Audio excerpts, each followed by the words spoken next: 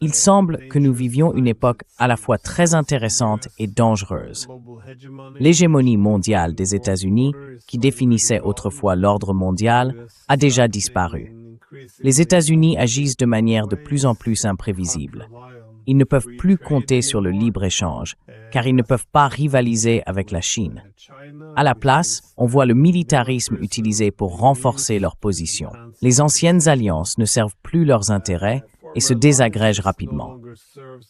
Nous voyons se mettre en place des relations économiques plus extractives.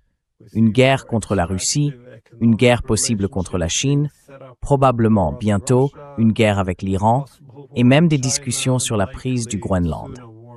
Bien sûr, il y a eu l'attaque contre le Venezuela et Trump a déjà mentionné quelques autres pays d'Amérique latine qu'il aimerait cibler.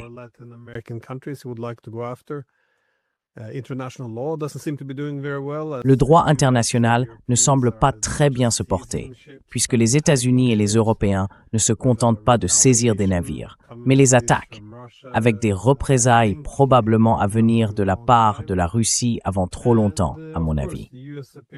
Et bien sûr, les États-Unis semblent se diriger vers la faillite, ou du moins vers une grave crise économique, y compris pour le dollar.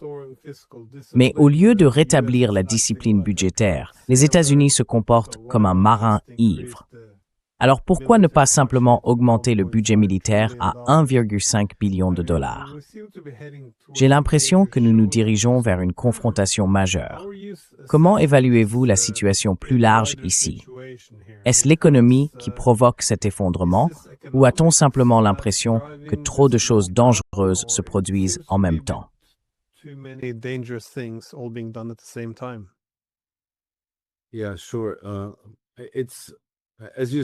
Oui, bien sûr. Comme tu l'as dit, nous vivons une époque très dangereuse, sans précédent et extrêmement difficile à interpréter. Évidemment, l'économie est en fin de compte à la base de tout, mais je pense que les problèmes auxquels nous faisons face sont complexes, car ils touchent à tout l'ordre des alliances auxquelles nous nous étions habitués après la Seconde Guerre mondiale.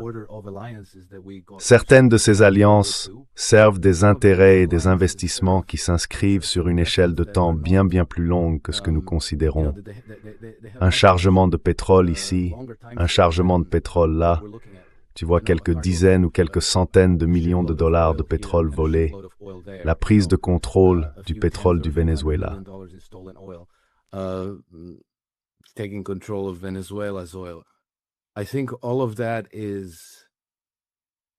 Je pense que tout cela se déroule dans le cycle immédiat, alors que nous semblons changer de millénaire, nous semblons changer d'ère.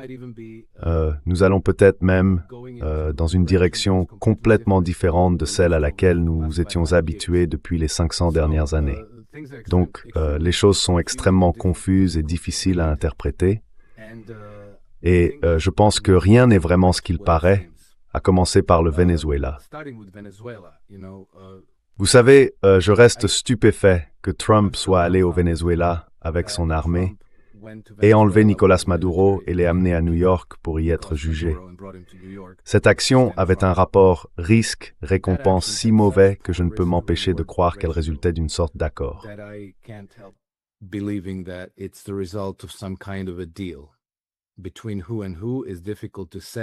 Entre qui et qui, il est difficile de le dire, mais plus j'en apprends sur la situation, plus je suis enclin à croire que l'accord était en réalité entre Trump et Maduro eux-mêmes, que Nicolás Maduro a été extrait à cet endroit. Et c'est, vous savez, attention, vous avez ici une exclusivité mondiale, car je suis arrivé à cette conclusion seulement hier. Et je ne sais pas si j'ai raison, c'est simplement l'une des explications plausibles de ce qui s'est passé. Que Trump anticipait en fait un changement de régime au Venezuela. Parce que qu'a-t-il fait? Il a fait sortir Maduro. Certains anciens professionnels des opérations spéciales et du renseignement avec qui j'ai parlé partagent ma conviction que Maduro a simplement été placé en détention protectrice.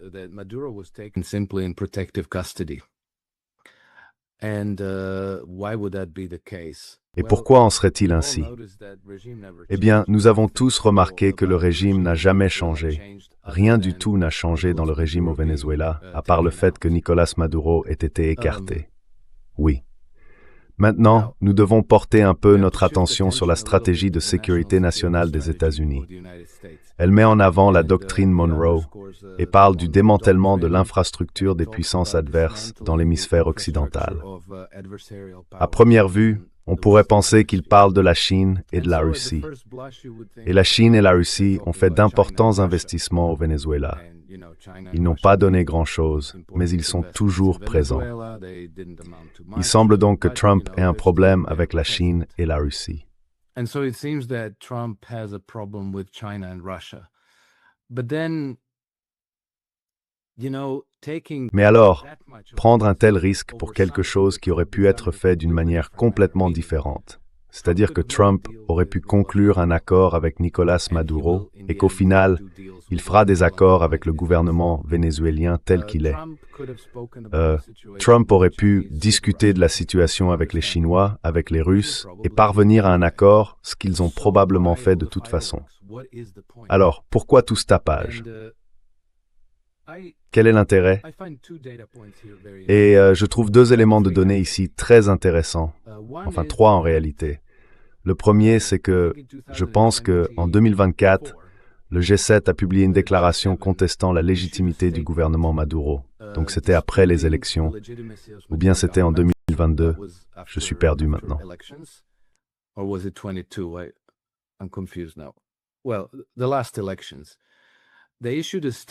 Eh bien, lors des dernières élections, ils ont publié une déclaration. Et rappelons-le, le G7, c'est essentiellement les puissances coloniales européennes, la Grande-Bretagne, la France, l'Allemagne et les États-Unis. C'était encore, comment dire, l'administration Biden, ou plutôt l'administration Blinken et Sullivan. Donc complètement sous l'emprise des néoconservateurs. Et ils ont contesté la légitimité du gouvernement de Nicolás Maduro et rejeté les résultats des élections. Ils ont publié une déclaration officielle à ce sujet que j'ai trouvée très intéressante. Elle ne dit pas grand-chose, juste à peu près cela. Et puis, vous savez, le comité Nobel décerne le prix Nobel de la paix à Maria Corina Machado, ce qui est en soi assez étrange. Which is a strange thing in itself. And that one, I was certain from the start that it didn't. Et celui-là, j'en étais certain dès le départ, ne venait pas de Trump. C'est-à-dire que ce n'était pas l'administration Trump qui avait fait pression sur le comité Nobel pour dire « donnez le prix à Maria Corina Machado ». Donc cela venait d'ailleurs, et à mon sens, cela ne pouvait venir que d'un autre camp, à savoir celui de l'ordre mondialiste, fondé sur des règles, peu importe comment on veut l'appeler. Est-ce le cercle de Davos, la City de Londres, la Grande-Bretagne et les puissances européennes? Mais il est là, et il est probablement très étroitement lié aux oligarchies bancaires européennes. Je pense donc qu'il y avait une chance qu'ils envisagent de mettre en scène un processus de changement de régime similaire à celui qu'ils viennent de mener en Iran, une révolution de couleur en quelque sorte, car le Venezuela était, et est probablement encore, rempli d'agents de la CIA et du MI6, et ainsi de suite.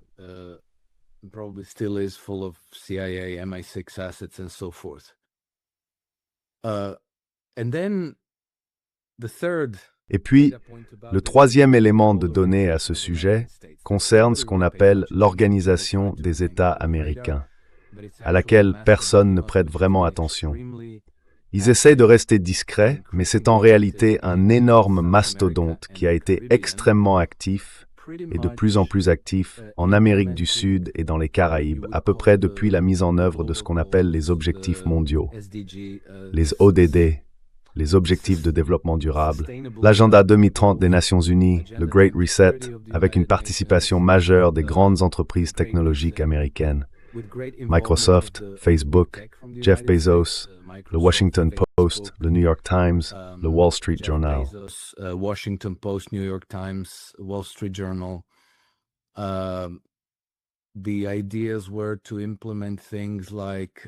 Les idées consistaient à mettre en œuvre des mesures telles que la connectivité Internet, la numérisation du gouvernement et les monnaies numériques des banques centrales.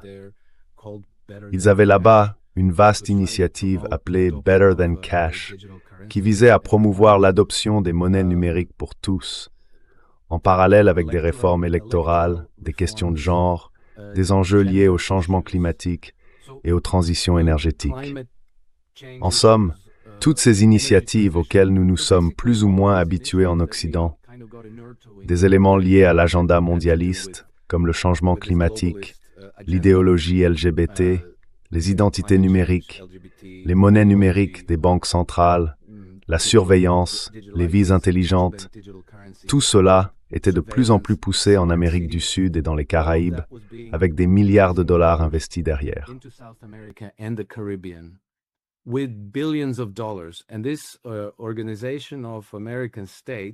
Et cette organisation des États américains est un type particulier d'institution, car elle travaille en collaboration avec les Nations Unies, sans en faire partie. Elle coopère donc, mais l'OEA est autonome. L'Organisation des États américains bénéficie d'une immunité juridique totale, ce qui signifie qu'elle n'est soumise ni aux lois des États-Unis, ni à celles des autres pays membres. Son siège se trouve à Washington, D.C., mais elle dispose d'un statut spécial. Les forces de l'ordre américaines ne peuvent pas pénétrer dans ses locaux, ni saisir ses documents ou ses ordinateurs. En somme, il n'y a rien qu'elle puisse faire. L'OEA est complètement en dehors du cadre légal.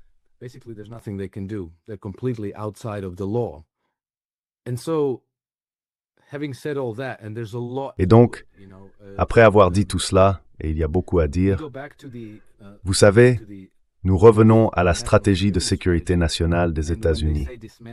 Lorsqu'ils parlent de démanteler l'infrastructure des puissances adverses, cela me semble représenter une menace bien plus grande pour la sécurité des États-Unis, et en particulier pour l'administration Trump, ou pour toute administration qui souhaiterait dégager les États-Unis de l'empire mondial, que tout ce que font la Russie ou la Chine. Car les Russes et les Chinois mènent une coopération économique et sécuritaire directe avec le Venezuela et d'autres nations d'Amérique latine. Ici, nous avons essentiellement un incubateur pour toutes ces idées mondialistes dystopiques que l'administration Trump a rejetées pour les États-Unis.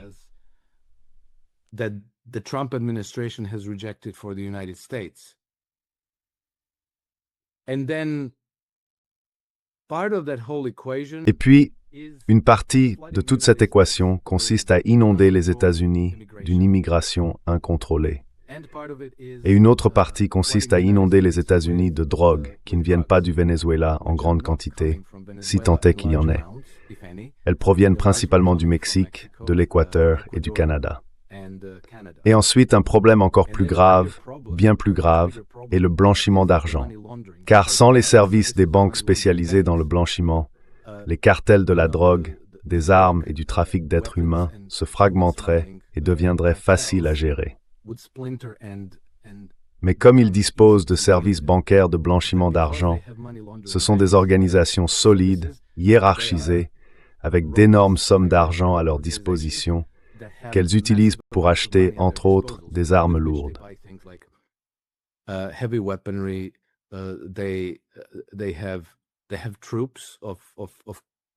Ils disposent de troupes de commandos, de brigades entières, de véhicules blindés de transport de troupes, d'hélicoptères, de sous-marins, un arsenal lourd. Tout cela représente une menace. Et ensuite, en gardant tout cela à l'esprit, on revient aux déclarations de Donald Trump, Marco Rubio et d'autres, et on constate qu'ils parlent de s'attaquer au réseau de trafic de drogue, alors que Maduro ne figure pas vraiment en haut de la liste des suspects. L'ensemble paraît donc extrêmement étrange. Je ne pense pas que nous ayons une explication claire, mais la gamme des explications plausibles est si large qu'il ne nous reste plus qu'à attendre et voir ce qui se passera. It's so broad that I think we'll just have to wait to see what happens, but I think that one of the plausible... Mais je pense qu'une des explications plausibles, c'est que toute l'intervention au Venezuela était en réalité une manière pour Trump de devancer une opération de changement de régime. Parce que si ces forces mondialistes, appelons-les Agenda 2030 de l'ONU, le Grand Reset, prenaient le contrôle du Venezuela, alors le pays pourrait devenir une véritable tête de pont dangereuse dans la région, susceptible de menacer la stabilité des États-Unis. L'idée était donc peut-être de préserver le régime tout en menant une action symbolique, en écartant Maduro. Et je dois aussi dire que lorsque j'ai fait quelques recherches sur l'Organisation des États américains, ce qu'elle fait et qui elle est. J'ai découvert qu'elle collabore avec littéralement des centaines d'organisations non gouvernementales et disons de groupes de la société civile, comme l'Open Society de George Soros, entre autres. Et ils ont cet accord selon lequel leurs immunités juridiques sont automatiquement transférées à leurs agents et représentants.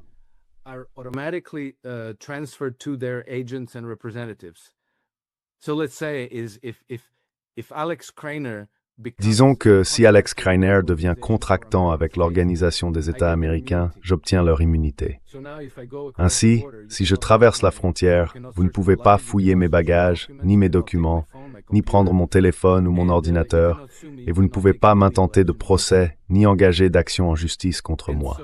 Et donc, Microsoft, Facebook, The Wall Street Journal, The Washington Post, Open Society, l'Institut Open Society de George Soros, toutes ces ONG et organisations de la société civile bénéficient de ce privilège d'immunité alors qu'elles promeuvent le Grand Reset, l'Agenda 2030, pratiquement dans toute la région, dans tout l'hémisphère occidental, au sud de la frontière américaine.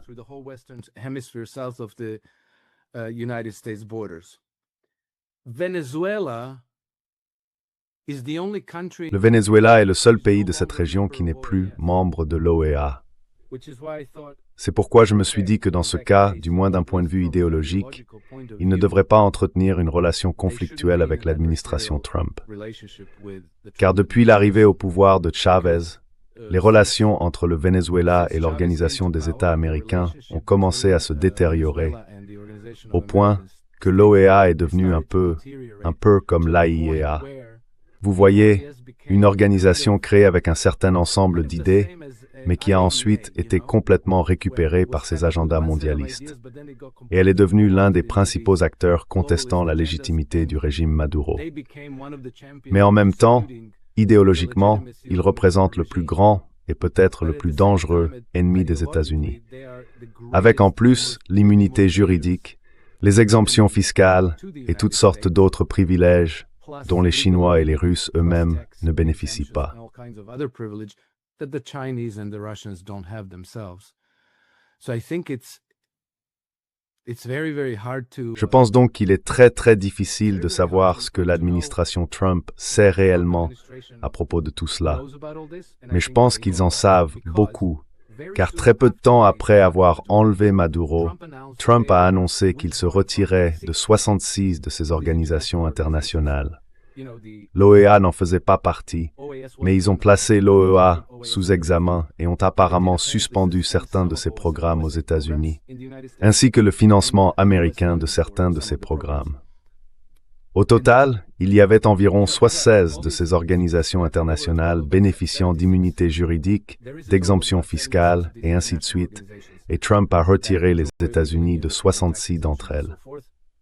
And Trump withdrew the United States from 66 of them. So that tells me that this is the infrastructure. Cela me dit donc que c'est cette infrastructure qu'il vise réellement. Ce n'est pas nécessairement la Chine, ni la Russie, ni même le pétrole du Venezuela. Je pense qu'il s'agit vraiment de ce que George Soros a appelé un affrontement entre deux systèmes de gouvernance. Et ce système de gouvernance mondialiste utilise toutes ces organisations internationales qui bénéficient d'immunité. Elles peuvent faire tout ce qu'elles veulent.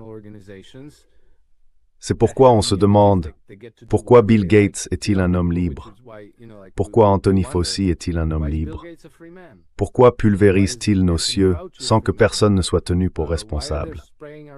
Vous savez, il ne semble jamais que quiconque soit tenu pour responsable, et c'est parce qu'ils bénéficient tous d'immunité juridique. Et les forces de l'ordre américaines ne peuvent pas les poursuivre. Bref, c'est long. Anyway, it's long, it's very convoluted, it's very complicated. C'est très alambiqué, c'est très compliqué. Mais si l'on se concentre sur certains cas concrets, disons le trafic de fentanyl, de méthamphétamine, de marijuana et d'autres drogues du Canada vers les États-Unis, on se rend compte que c'est une source majeure de danger pour les États-Unis. Et l'on comprend ensuite qu'un grand nombre de ces organisations sont intouchables. Elles échappent tout simplement à la portée des forces de l'ordre américaines, ce qui constitue une source de grande frustration pour les États-Unis. Pour vos téléspectateurs, il existe une publication en ligne appelée The Bureau, qui a publié en mars de cette année une longue interview avec un homme nommé David Asher. David Asher était un haut responsable du département d'État américain et un membre important du groupe de travail de l'administration Trump sur la lutte contre le trafic de drogue et les crimes financiers.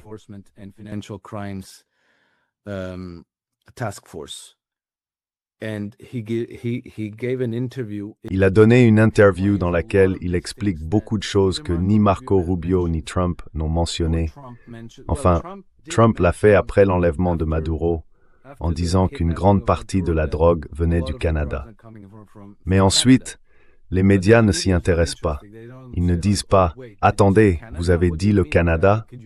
Que voulez-vous dire exactement? Pouvez-vous préciser ?» Personne ne pose la question. C'est comme si personne ne voulait savoir, et il n'a pas donné plus de détails. Mais si l'on revient à cette interview avec David Asher, il explique beaucoup de choses et montre très clairement que les États-Unis sont extrêmement frustrés par le gouvernement canadien, qui est totalement non coopératif. Même lorsqu'ils démantèlent d'immenses laboratoires de fentanyl au Canada et obtiennent des preuves de blanchiment d'argent à grande échelle par des banques canadiennes, il n'y a ni arrestation, ni inculpation, ni enquête. Rien ne se passe.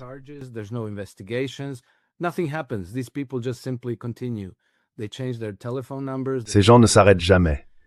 Ils changent de numéro de téléphone, d'adresse, modifient un peu leurs opérations et continuent de faire passer de la drogue aux États-Unis.